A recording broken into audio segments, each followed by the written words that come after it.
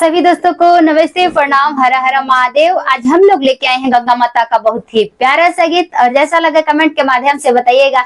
अच्छा लगे तो लाइक करिए, अगर चैनल पर नए हैं तो सब्सक्राइब करिए। चलिए दोस्तों, सुनते हैं गंगा माता का गीत भजन सॉन्ग।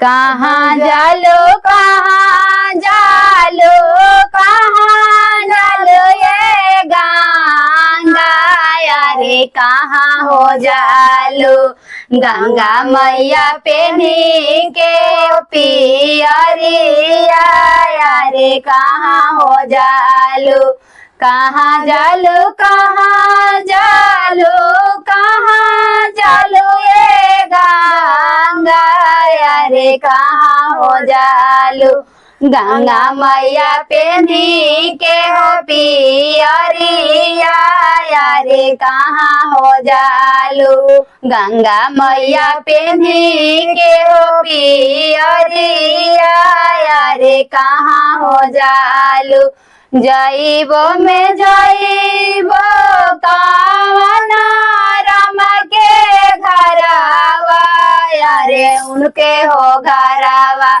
बाड़े बाबू जाटा इलावा, यारे उनके हो घरवा बाड़े बाबू जाटा इलावा, यारे उनके हो घरवा जाइबो में जाइबो कावना राम के घरवा, यारे उनके हो घरवा बाड़े बेटा जटा इलावा, यारे उनके हो घरवा बाड़े बाबू जटा इलावा, यारे उनके हो घरवा। थैंक्स फॉर वॉचिंग दोस्तों।